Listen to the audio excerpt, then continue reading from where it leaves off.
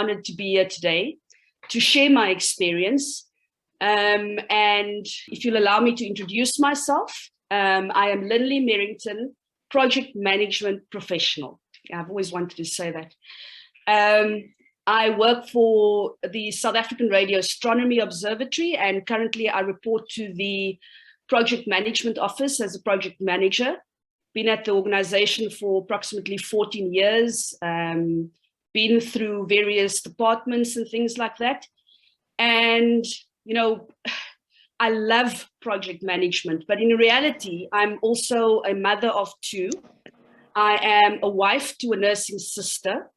I lead 3 fairly big projects. I love running, a golfer, and all the rest of it. You know, if I go back to the picture, it would depict what they would say in the classics: reach for the stars and you may land on the moon.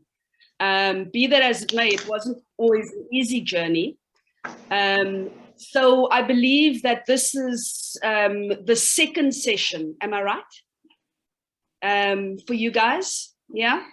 And I sort of want to ask, I do want to ask, but I don't want to ask, you know, are you feeling motivated? Are you geared up? Are you, you know, ready to tackle this? Not yet. Please respond, everyone. Not yet. Oh, okay. Thank you so much for your honesty. Because I remember my second session on the 24th of August, 2021 at 12 o'clock. Really, it's that fresh. And I wanted to share my thought process with you at the time.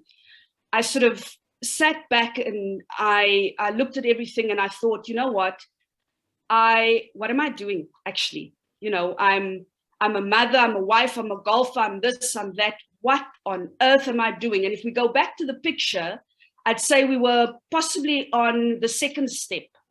So that chick that's getting on to the third step now, that was me, but spinning out like proper. And if I now look back at that picture and I see the chick hanging on the moon, that's really how I feel right now. It's an awesome, awesome feeling. That feeling when you achieved what you set out to do. And we all have many reasons why we're doing this, why I did the course. And I mean, I took one example and, you know, that was for my CV. It's something that really stands out on the CV. And reflecting on what I mean by that, I sort of put myself in being employed and sort of, or employing somebody and seeing that qualification. What it would say to me, you know, is that this person has got consistency. This person is hardworking. This person is diligent. This person is knowledgeable. This person is reliable. And, you know, all of these words on that second step of the picture, I nearly forgot, truth be told. By the time that I got to the 5th step of this picture, I placed reminders absolutely everywhere of what I thought I needed to do to reach that goal. And on that 5th step, it was very simple: 1 foot in front of the other and never give up.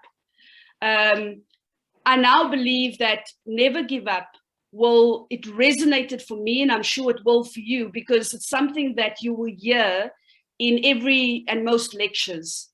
You'll also hear things like engage with the material, which I think is brilliant. And I now believe that, or rather, you know, I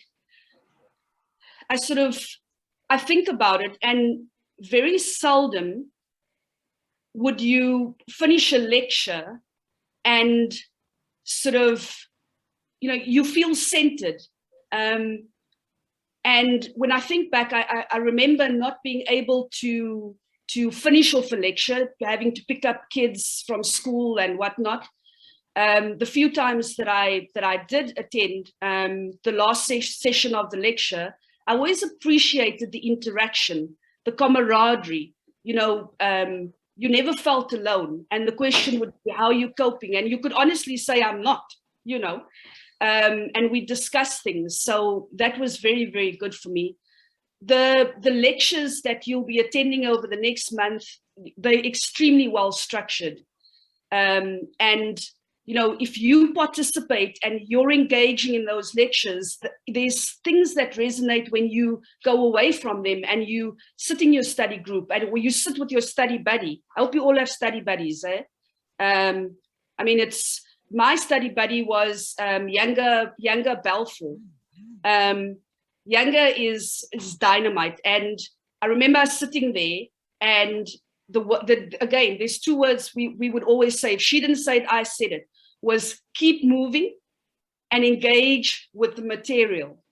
When we got stuck on a knowledge area, for argument's sake, as you do, and you must know when you get stuck, you've got your agile practice guide, you've got Andy Crow, you're listening to a YouTube video, you've got the audio on. It's unbelievable.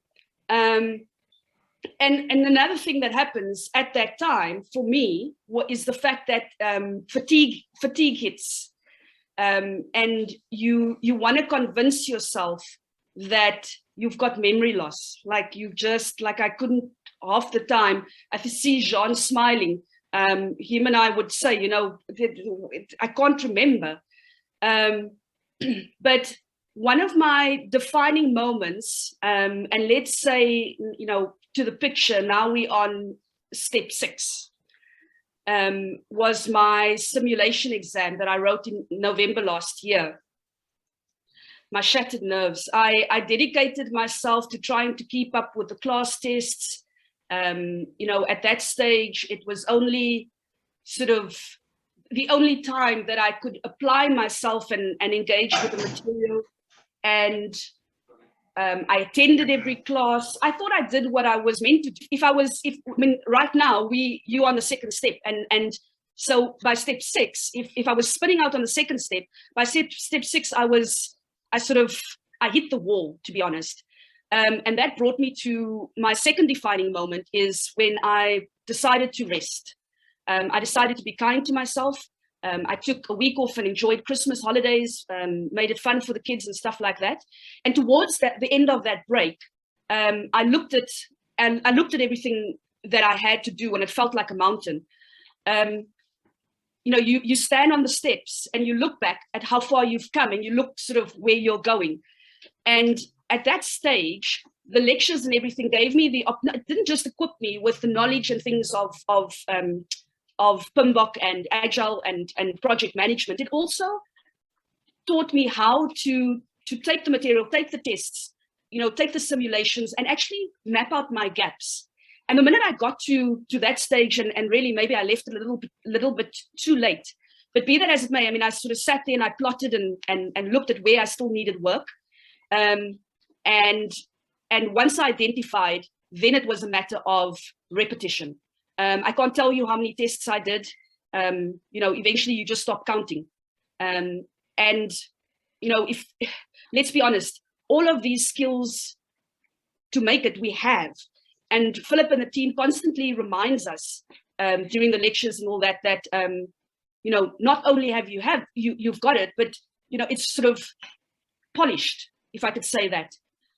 So yes, I am extremely, extremely honored to be sitting here today. I'm going to ensure that Abby gets this picture. And like I say, if you can stick it up in a little corner somewhere, I think my message that I'd like to give to you today is never give up.